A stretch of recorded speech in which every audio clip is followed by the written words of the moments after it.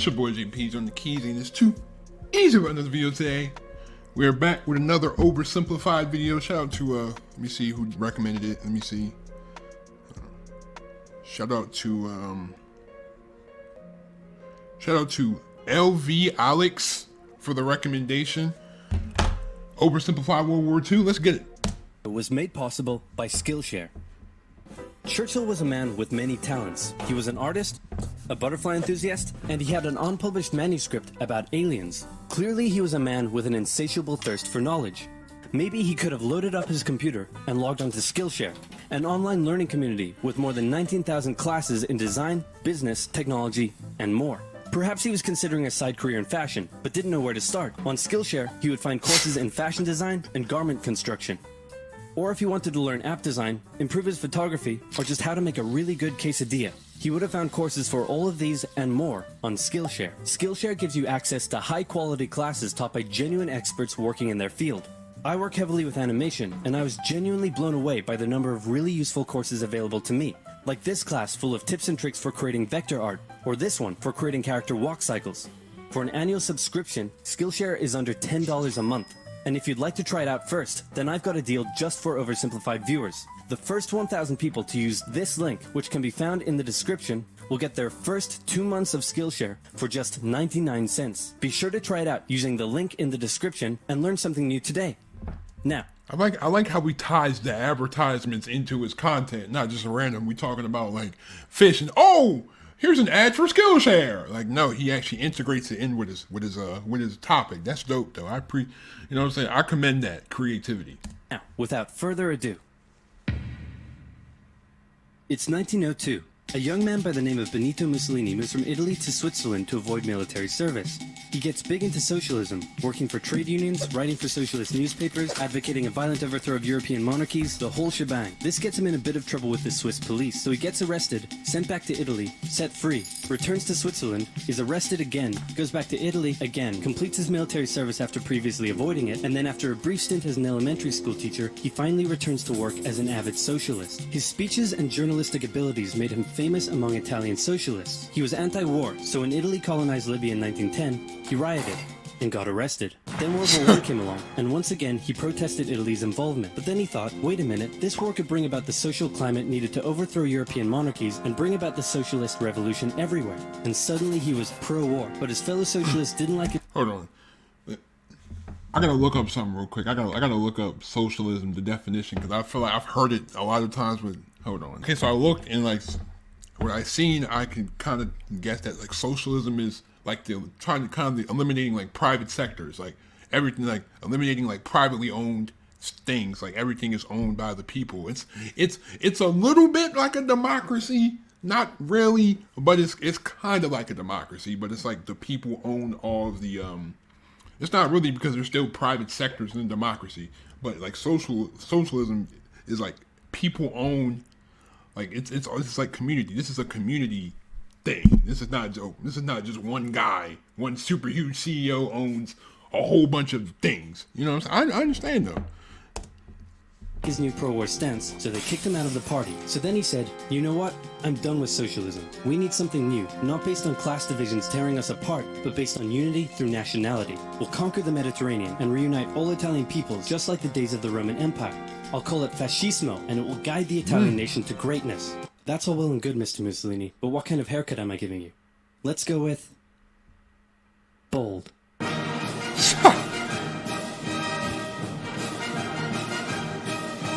Fascism. So like fascism is like you're so like very like national. It's fast. Let me look again, because I don't want to be wrong. And then somebody comes in, you don't know your history. Hold on. Well, fascism is like your country and your people are more important than you. So you have an allegiance to your country and to your specific race. So if you stand for anything else, like you're gonna get killed. Basically, it's like nationalism with a dictatorship, apparently. So like the Italians, since you have to be pro-Italian and pro-Italian people to be considered an Italian person. Okay, I understand.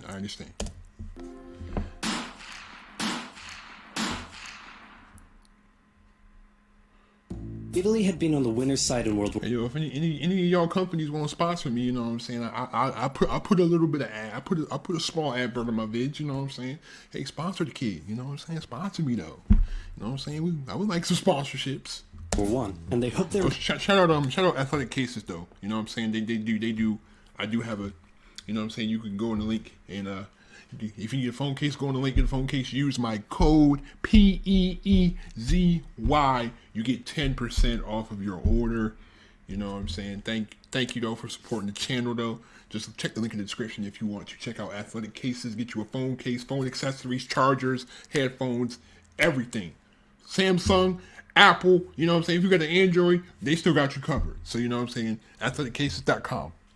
Going to get a lot out of it, but in the end they only got a little, and they felt cheated. On top of that, a bad economy and weak governments meant that the Italian people were a little unhappy. So when Mussolini came along and said that he could fix everything, his fascist movement gained a lot of support. In 1922, he went to the king and said, "Make me prime minister or I'll make me prime minister." And the king said, "You and what army?" "This army." Oh, wow. Fair enough. Then he went about establishing a dictatorship with himself at its center. Europe had its first fascist dictator. Next up, Germany.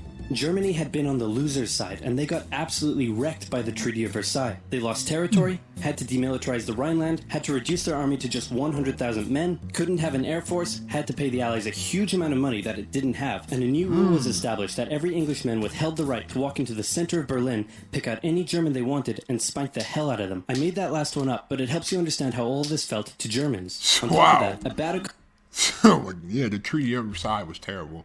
Terrible for the losing side. The Axis, terrible for everyone of the Axis powers. It was terrible because a lot of countries, a lot of really small countries got formed because a lot of smaller countries got broken up and divided, and like a whole lot of new countries were formed just based off the Treaty of Versailles. You know what I'm saying? So that was bad for the European, most of the European powers. That was very bad for them. Economy and weak governments meant that when a small angry man with a silly mustache came along and said that he could fix everything, the German people loved it. Hitler had been a soldier during World War I, and he was crazy patriotic, and nobody was madder than him about Germany's humiliation. He helped start a new political party, and in 1923 attended a march on Munich with his boys. And then he got arrested. But his popularity grew and grew, and in 1933, the president made him chancellor. He believed he was Germany's great destined savior, and he went full megalomaniac, establishing a dictatorship with himself at its center. Europe had fascist dictator number 2. Hitler and Mussolini had a lot of the same ideas, but more importantly, they had this dictator number 2.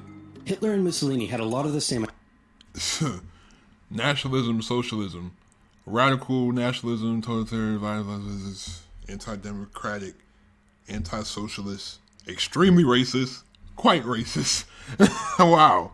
Yeah, I would say that's pretty true. I would say. Ideas, but more importantly, they had the same enemies, and they started to get along. Anyone else want to be friends? Franco? No? You good? I do. Who's that? It's Japan, and they've taken over northern China. Let's rewind a bit. Japan had isolated itself from the rest of the world for over 200 years until the Americans showed up and said, "You're going to trade with us and you're going to like it." Then the Western powers imposed a bunch of unequal treaties, meaning Japan's economy was bust. They also had no natural resources, so they decided to go get some. They went to war with China to gain a sphere of influence over Korea, and they took a bunch of China's stuff. But then the West said, "Hey, cut that out." And since Japan couldn't take on the West, they said, "Okay, I guess we'll just go home." Wait a minute, what are you doing? Taking advantage of a weakened China and setting up spheres of influence. But I was the one who weakened them. We know. And you guys didn't let me have anything. We know. That seems unfair. We don't think so. Okay, see ya. So Japan thought, screw this, and went to war with Russia, and stunned everyone by actually winning. Then they fully annexed Korea, but they didn't stop there. In World War I, they took Germany's colonies and islands in Asia. And then in an incident that was maybe staged by the Japanese army, a bomb blew up a Japanese train in Manchuria, giving them an excuse to launch an invasion and take over. So here's the situation. Nazi Germany, Fascist Italy, and Japan all believe they're racially superior. Wait, isn't China still like communist anyway? I'm pretty sure China is still a communist country to this day. Like, still communist. And I know North Korea is still communist. But yeah, I mean, the communist values are still there, you know what I'm saying? Like, it's still like the one-child policy and all that stuff. And it's like, and there's a lot of restrictions though, you know? But hey, I mean, that's just different societies.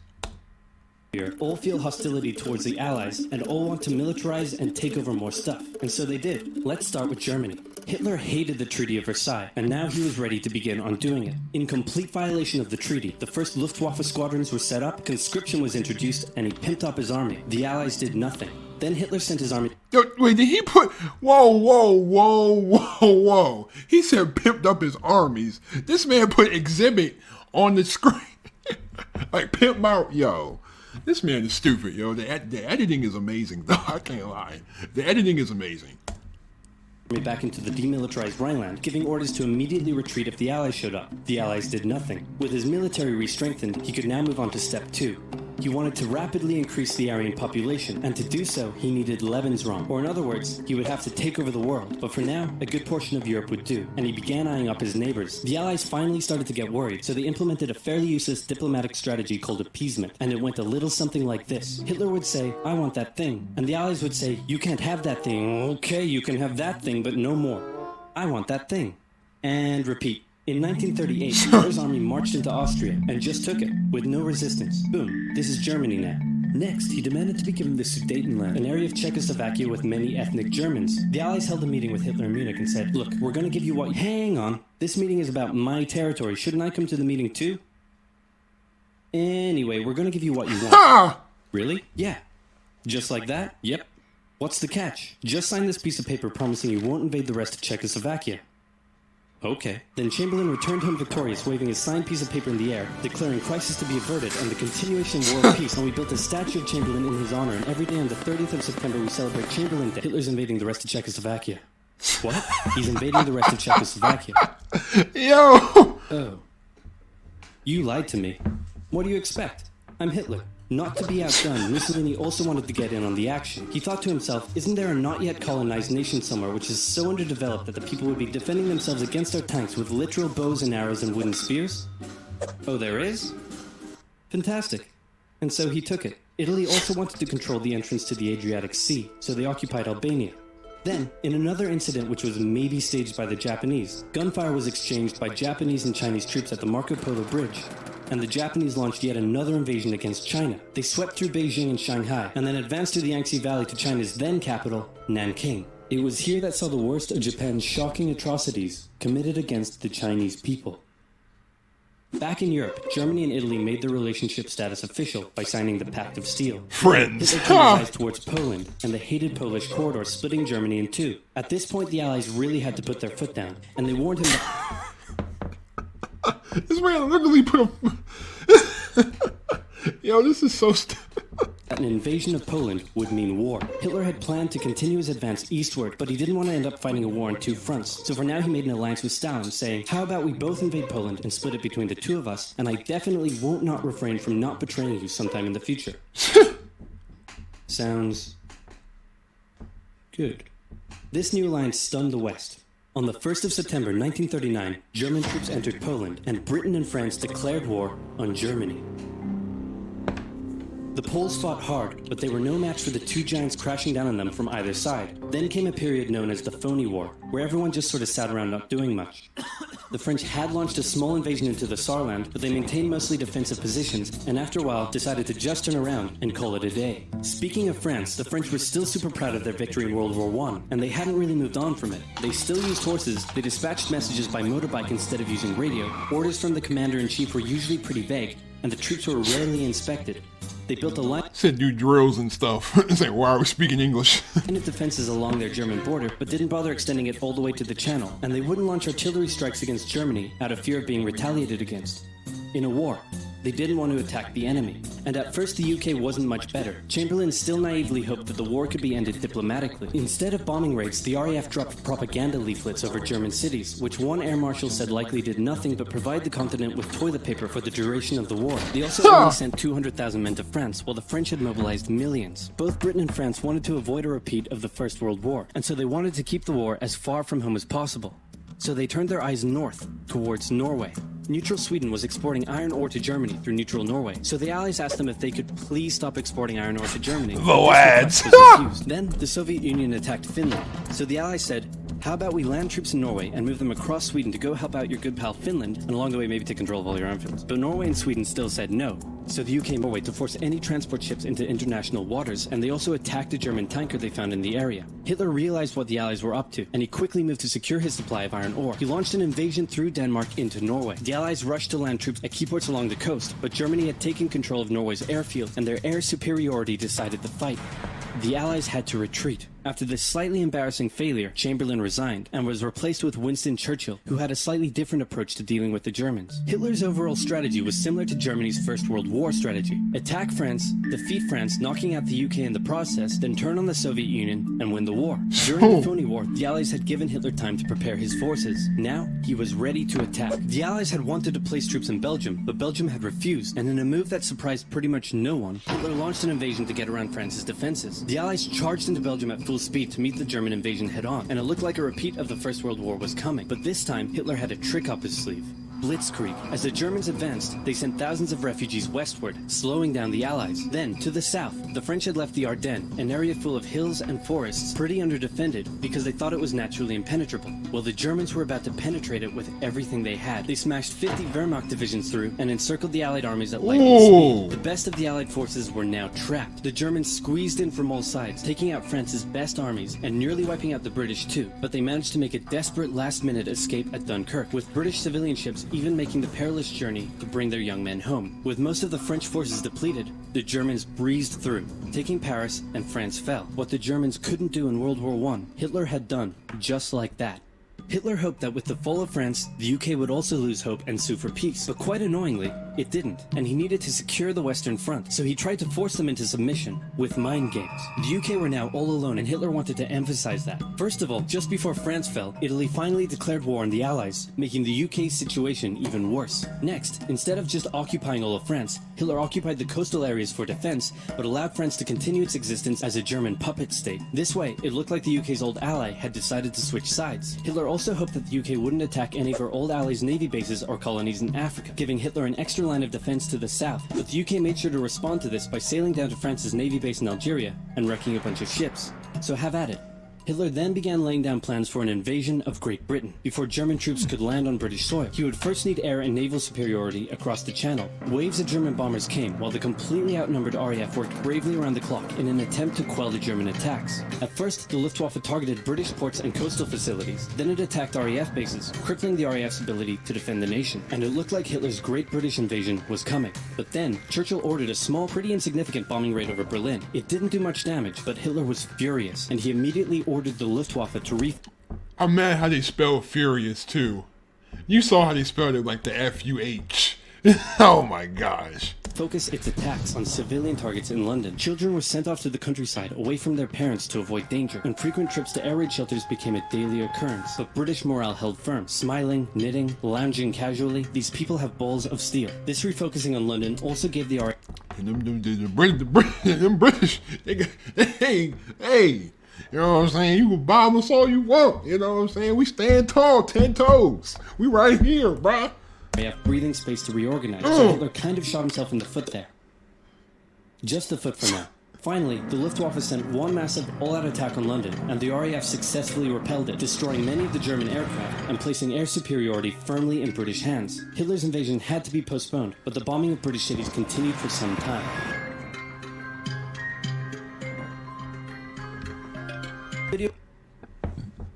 Alright, yeah, so I decided to do part 2 as well in this video, you know what I'm saying? I'm gonna give y'all a long one today.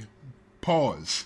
It was made possible by Skillshare, an online learning community. Stick around until the end of the video to learn how you can get an exclusive deal just for OverSimplified viewers. So what else is happening? Well, when I said Britain was all alone,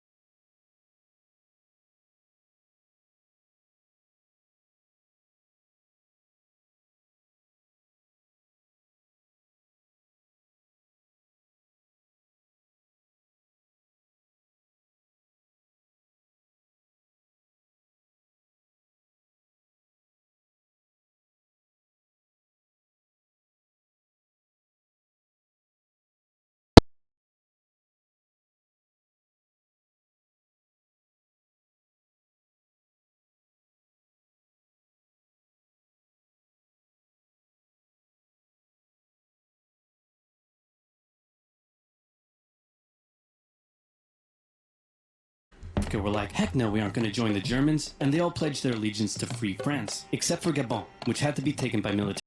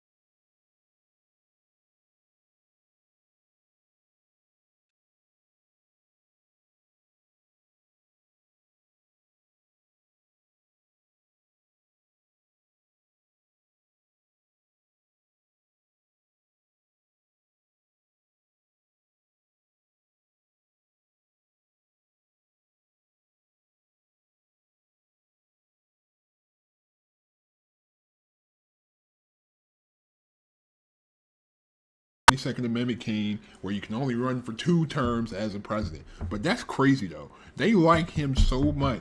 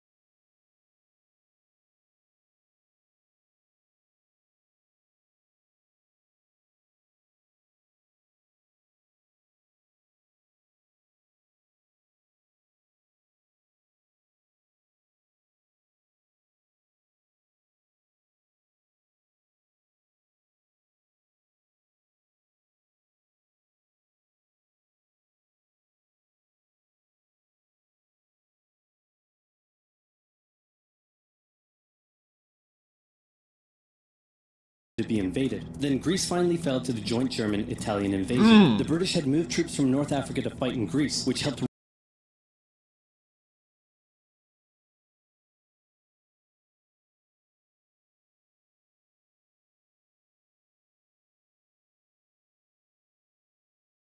British didn't seem like any real threat for now.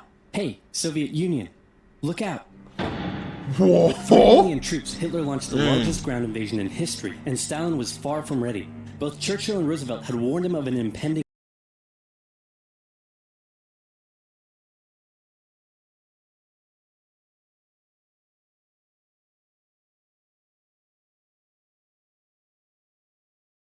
nearly 700,000 at Kiev, and again at Vyazma and Bryansk. Leningrad was put under siege. Yo, Hitler is crazy, bro. This man joined a military pact with a country, and then like, you know what? Let me invade the same country that I'm in a military pact with. This, you know, but that's probably what you need to do if you want to conquer the whole world. You can't be nice. You know what I'm saying? You can't be a nice guy. Last an insufferable 4 years. The invasion of Russia had been Hitler's main ideological goal from the beginning, and his hatred for the ethnic peoples there was now unleashed in all its fury. The Eastern Front of the Second World War was brutal for all that endured it. The Germans were now inside of Moscow, and that's it. It's all over. But then it happened. It got cold. Stupid cold. Hitler had hoped the Soviets would give up before winter, but they kept fighting. His commanders came to him and said, "Can we please dig in for the winter and wait until spring?" "No, keep going." "But oil is literally freezing inside our vehicles." "That's fine, keep going." "We're having to leave the corpses of our frozen horses by the side of the road so we can still find our way in the snowdrift." "Perfectly normal, keep going." Hitler hadn't given his millions of men winter clothing and supplies because he thought he really should have won by now. Then, Stalin called in troops from the Siberian front, specially trained to fight in the extreme cold, and the Germans were no match. They were now being pushed back. They had no choice but to dig in and wait for winter to end. Germany's victories were staggering, and Japan was eager not to miss the victory bus. Their war in China had come to a standstill, but they wanted to keep expanding their sphere of influence and getting those sweet raw materials. They began making plans to expand southward, but there was a problem. Southeast Asia was heavily colonized by America and Great Britain. It was also full of ocean. Ocean meant naval combat, and there was no way the Japanese Navy could stand up to the US and the UK. So they thought, wouldn't it be nice if we could destroy their navies before we begin our conquest?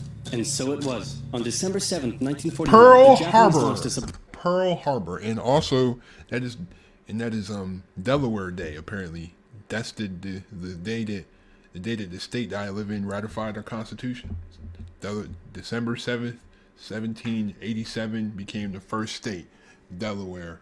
Yay, we're finally good for something. surprise air raid on the US Pacific Fleet at Pearl Harbor and inflicted a huge amount of damage.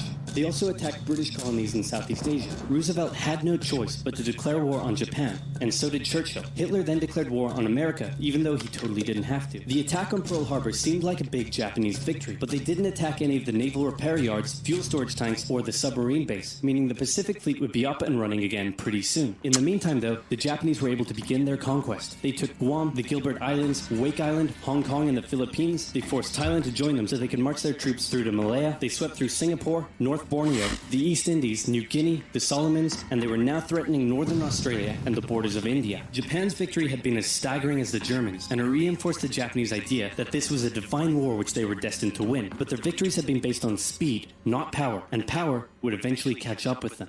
Manhattan Project. For now, though, in all occupied nations, the people suffered. Persecution, forced labor, harsh punishments for any who spoke out against their occupiers. In Europe, the Nazis were rounding up ethnic minorities and other unwanted groups and individuals. In particular, millions of Jewish people would suffer through the terrible events of the Holocaust.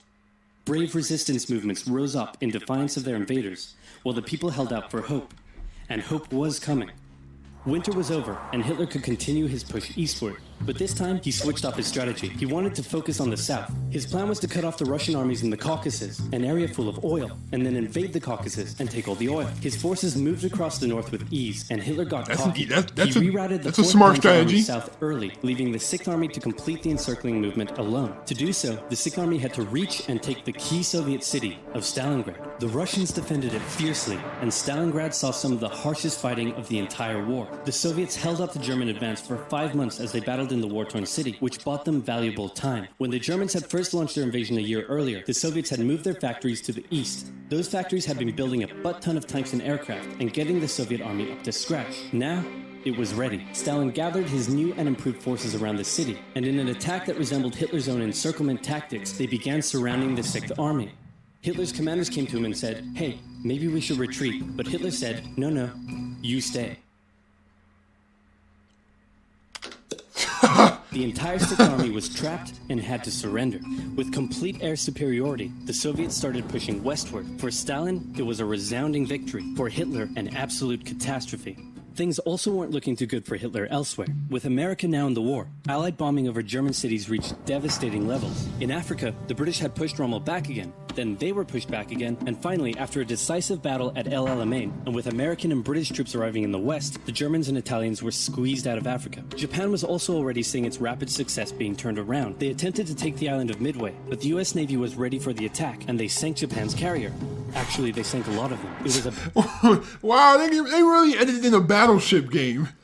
That's crazy, bro. Battle from which the Japanese Navy would never recover. British, Indian, and Chinese troops held the line in the harsh jungle terrain of Burma, and the Japanese suffered losses in the Solomon Islands and New Guinea. They began to realize they were not invincible. With the Axis out of Africa, the Allies had to decide their next move. Churchill still wanted to attack from the south, while the Americans preferred a full-sea invasion in northern France. "All right," said the Americans, "we'll do it your way." Allied forces successfully landed in Sicily and began moving north. They also carried out bombing raids over Rome. The thing was, many of the people in Sicily had relatives living in America, and they greeted the American troops quite warmly. With the war reaching home territory, most Italians just weren't that into it, and Mussolini was suddenly very unpopular. He was voted out by his own fascist Grand Council and was toppled from power. Italy immediately began negotiations for surrender. Hitler wasn't surprised and had already sent reinforcements southward. In an operation he ironically called Operation Axis, German troops quickly... Dang, he got kicked out by his own people. He got kicked out by the faction that he started. Wow, you got kicked out by the faction that you started. You started fascism in Italy, but then the people who share your beliefs was like, nah, get them out of here. That's crazy.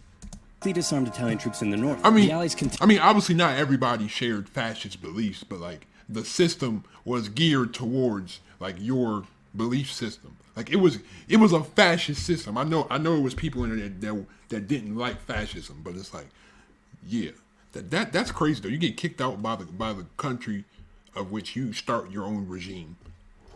Continued fighting the Germans up through Italy, but then winter set in, meaning mud, and everything slowed to a halt.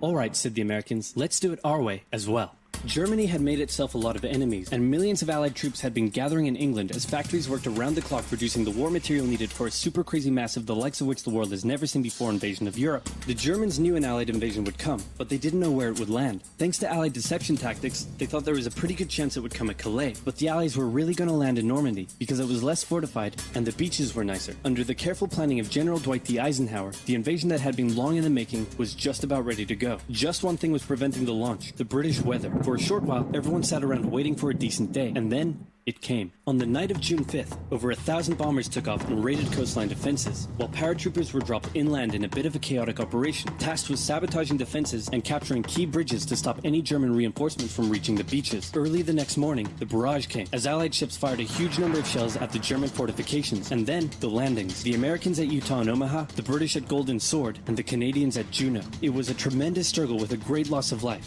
particularly at Omaha, but the Allied troops captured the beaches and the landings were a success. Then they began their movements inland. They took the port of Cherbourg and the city of Caen. The Americans moved south to capture Brittany. Then, in a massive disaster for the Germans, British and Canadian troops from the north and Americans from the south trapped the German 7th Army in a near wipeout encircling movement. In August, Allied troops landed in the south of France to little resistance. On one beach, all they found was a Frenchman handing out champagne. Paris was liberated, and the Germans were pushed out of France as the Allies entered Belgium. In the Far East, the Allies started to push the Japanese out of Burma, as the Americans launched a two-pronged offensive in the Pacific. In the south, General MacArthur led the push to liberate the Philippines, while General Nimitz... Like, just think of all the military planning that you have to do because you have people in different countries. That's crazy. Oh, for the people in Europe, we're going to do this. For the people in Japan, we're going to do this. Like, just think of the amount of, like, planning. You know what I'm saying? Just all of that. That's a lot. You know what I'm saying? oversaw the brutal island-hopping campaign. American forces had to make hard-fought landing after hard-fought landing on fiercely defended small islands as they moved steadily towards the Japanese mainland. The Japanese believed that the greatest thing a person could do was to die in battle, and the most dishonorable act was to surrender. As a result, they fought ferociously to the very end, and the closer the Americans got to the mainland, the more ferocious the resistance became. In February 1945, the Americans captured the island of Iwo Jima, and an intense firebombing campaign of Japan's wooden cities began. The Allies suffered some setbacks trying to liberate the Netherlands, but they were making progress and were now threatening the industrial heartland of Germany. Hitler's health, both mentally and physically, was rapidly deteriorating. Things were looking bad, and he was desperate. He said, "We need to turn this thing around, and I have just the trick. Remember a few years back when we blitzkrieged through the Ardennes and trapped the Allied forces in Belgium? Well, I'm going to do the exact same thing. Again." He gathered his forces and tried to pound them through the Ardennes. He used up the remainder of Germany's strength and resources, and he managed to create quite a nice bulge. He also trapped some American forces in the Belgian town of Bastogne. The Germans sent the trapped Americans a message saying surrender or be annihilated. When it was read out to the commanding officer, he said, "They want to surrender? No, sir, they want us to surrender."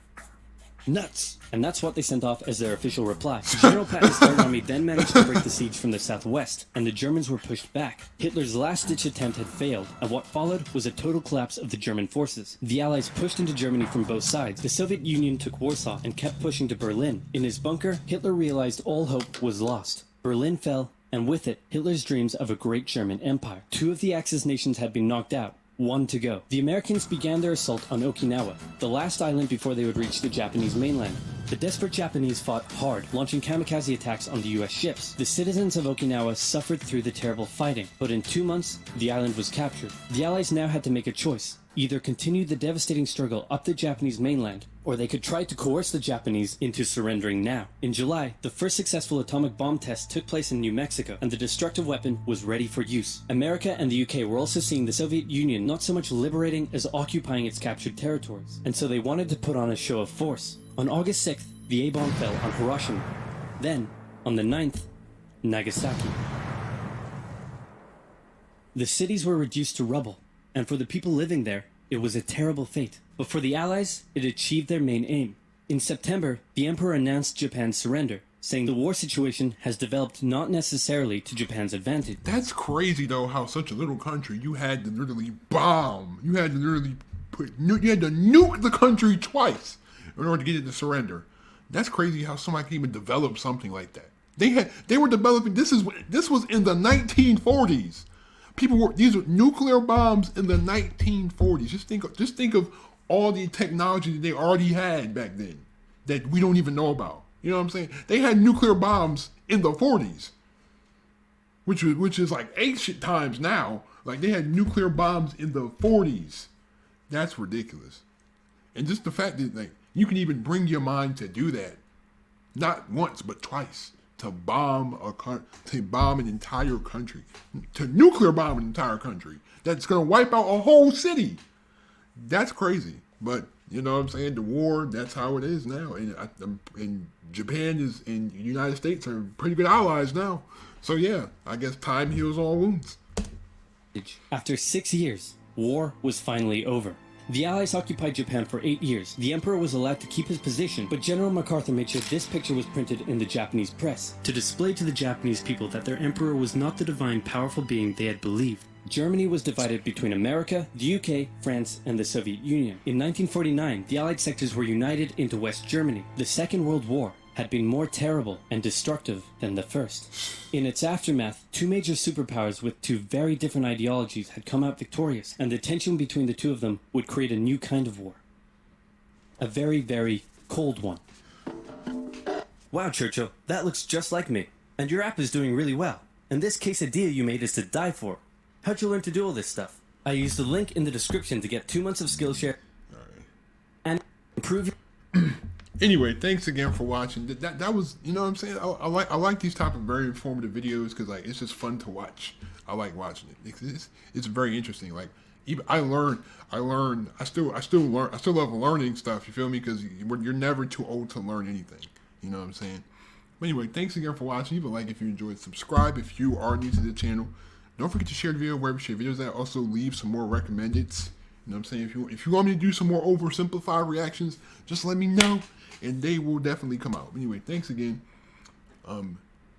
Subscribe if you're new. Turn on my post notifications. Be safe. Stay on the grind. Have a great day. I'm out. Peace.